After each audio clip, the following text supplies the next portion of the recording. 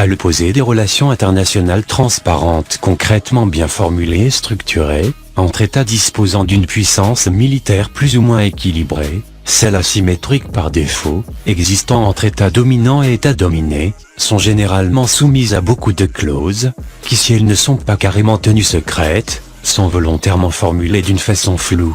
La raison est due au fait que l'État dominant est en position de force, pour veiller à la préservation de ses intérêts, et que l'État dominé est obligé d'accepter le diktat de son adversaire, sauf bien sûr, si l'État dominé est porté par un peuple, prêt à payer le prix fort du sacrifice, comme l'a fait le peuple algérien.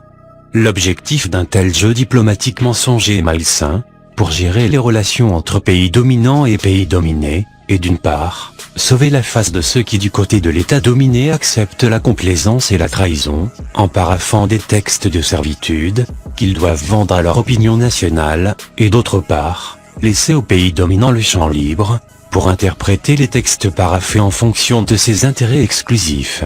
Cette architecture asymétrique se reflète dans les accords et traités stratégiquement importants, que fait signer un État dominant à un État dominé. Les accords d'Aix-les-Bains et la déclaration de Celles-Saint-Cloud en 1955 en sont des exemples parfaits.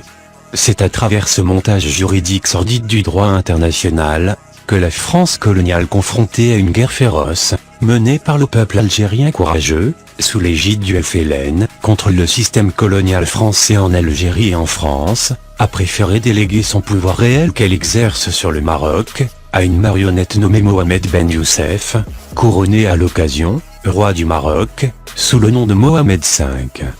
Plus tard, ce rôle de servitude fut hérité par les autres marionnettes Hassan II, et son fils Mohamed VI. Le point essentiel des accords de 1955 consiste à garder le Maroc uni à la France, par des liens permanents d'une interdépendance librement consentie et définie.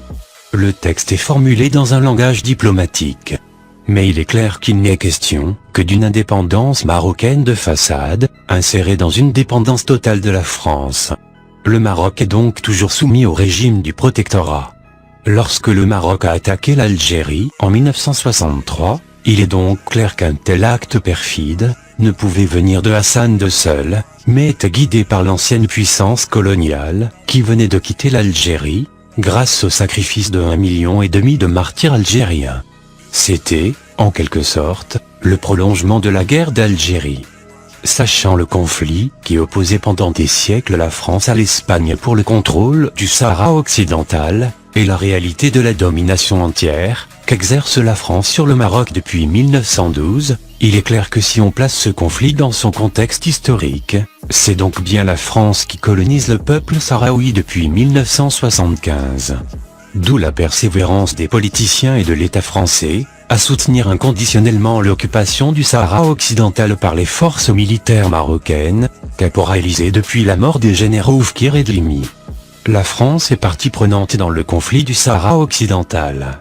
Le monde entier en général, et l'Algérie qui a souffert pendant 130 ans du colonialisme français en particulier, ne peuvent pas continuer à éluder cette réalité.